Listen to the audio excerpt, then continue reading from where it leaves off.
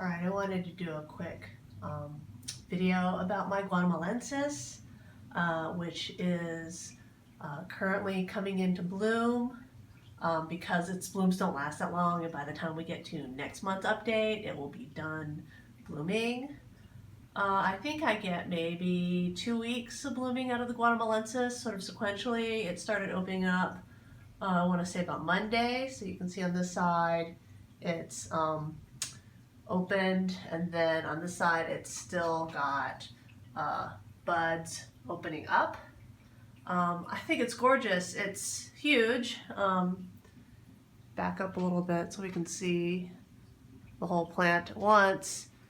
But it has never, ever been in bloom in time for the iOS Spring Show. I mean, the closest I ever got was it was in bud, and it opened up the Monday after the show was over.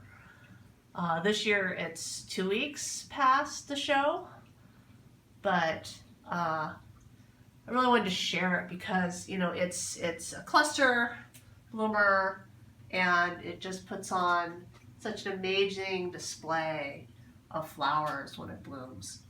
And really, you know, it's not going to even make it to our next meeting, so the only person who gets to enjoy it is me, my neighbors, if they look up at it, because it's on the second floor, and my family.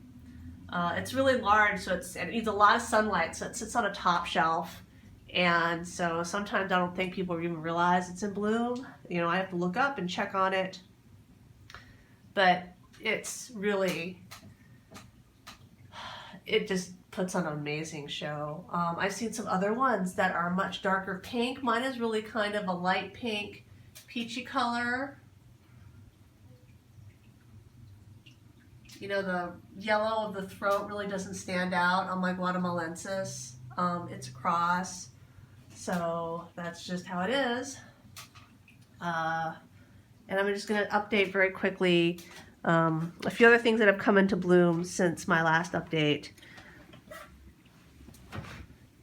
So I've got another bud about to open up on this Paul Eugene Conroy, and this Amphyllum, last time that we looked at it, it had just had little buds, but these are definitely not kikis. They're going to be flowers. I think it's supposed to be purple flowers. I actually got this for its foliage. You can't see it right here, but the foliage is supposed to be variegated. It's labeled as variegated. Doesn't seem extremely variegated. Also, my Lodogesii, right here you can see that I gave it enough of a rest that it's put out flowers. It's also put out some kikis right here. So with Lodogesii, if you water it too much in the winter, then instead of flowering, it's going to kiki. And so when I bought it from Hausermann's, it apparently wasn't blooming for them at all. It had no old bloom spikes on, like old blooms on it. So this might be the first blooming for this. It had only been putting out kikis. So, you know, that doesn't, I mean, it looks very lush. It did lose, it had a lot more leaves when I got it from Hausermann's, but I don't think it wanted to keep the leaves if it was going to bloom. I've had other Lodogesii, and they just don't have a huge number of leaves on them. And then I have a Dendrobium back here that I realized it's bloomed once, and I thought it was done. So this one is a orchid that I was babysitting for the iOS, and then we were going to raffle it off, but I wanted it, so I won it back in the raffle.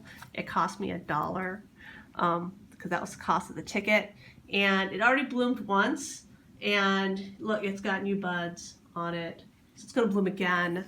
It is Dendrobium Goldschmidtianum, and Goldschmidtianum is normally pink, but I think this is an alba form. I wrote tension and asked him about it, and he said probably. It starts out white and then it becomes a very, very light pastel pink over time. So I'm pretty excited that it's going to have a second blooming, though it may need a little bit more water because I'm not sure that all the buds are making it here. Either that or it's getting way too hot. It's the first time I've really grown this, so don't know everything about it, but seems to like it in my grow area. And then this beautiful, it's called Ruby Delight. It's from Sunset Valley Orchids, and it just opened up, and it is got a yellow throat right here, if you can focus on it. It's very hard to film or show anything that's red. You know, these like sea moss chips or whatever, they just don't process red very well. I mean, or CCD. I'm not quite sure what kind of camera technology is used in an iPhone, but red is just a hard color to show off. But it's a really amazing red that it shades toward purple versus a red that shades toward orange. So I think that's all the things I wanted to update. I am put a moratorium on buying orchids for a while. I bought a whole bunch, so you can see there's some here. There's some, I had all those unboxing videos. These are the ones from Sunset Valley Orchids back here. I have little babies from Carter and Holmes down here, right here. So you can see those aren't in semi-hydro. They're sitting here in their little pots, and they all have to be repotted into semi-hydro. And so even though there's all these open houses coming up, and I really want to buy more orchids, I've decided that I can't have anything until I have potted everything up. Oh look, here's even more unpotted orchids from Sunset Valley Orchids that I have tucked in with my dendrobiums. So yeah, no more orchids for me. No more until I get a handle on everything that's in here. Yeah, oh, forgot this little guy. This is my bicolor what was it? Polo Chicoy. I can't even say it. But it had 3, and this one has a double spike, double flower on the same spike right here, see? And yeah, let's see if we can get it good. Come on, focus. It's having trouble. It does not, I'm telling you, focusing on an iPhone is not very easy when you have accidentally gotten your thing wet.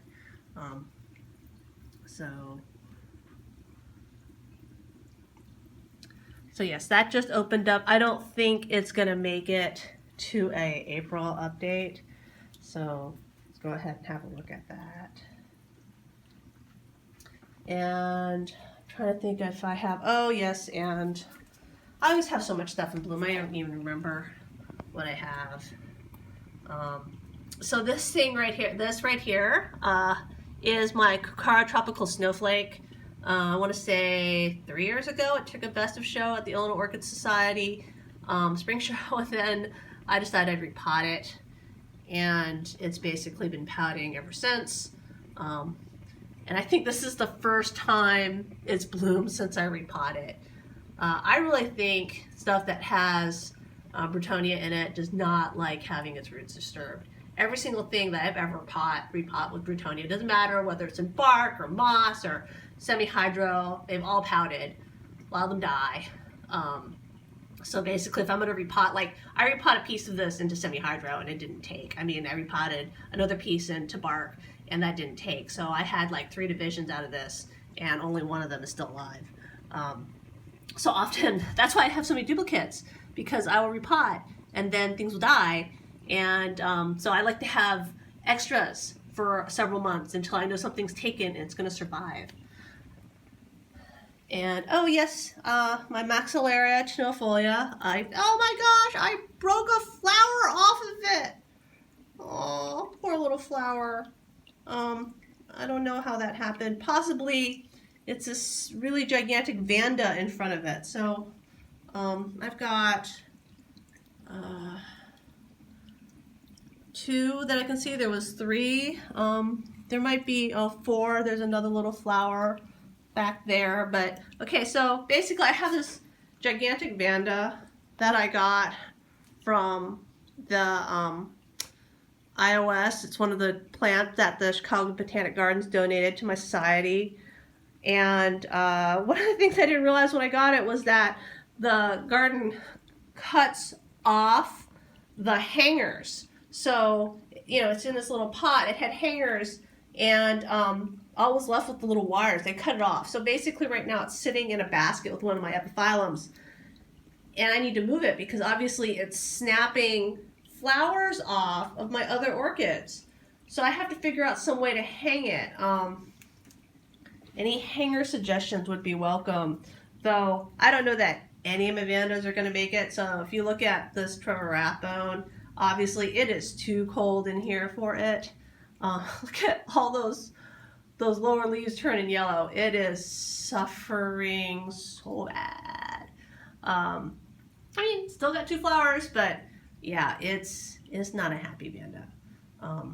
I don't usually grow Vandas because I can't give them the amount of heat that they need in the winter, and I can't give them enough sun, and I know this, but then I was like, oh my god, these are so nice, and they're free, I'm gonna try, and it's not going very well at all. So I know my growing conditions, they're not good for Vandas, but you know, sometimes with the free Vanda, you're like, let's just try a free Vanda. So I think that is everything that's in bloom now that possibly is not going to make it into the next update. Thanks for watching my video, and I hope you enjoyed my Guatemalensis because I enjoy it. I love it very much.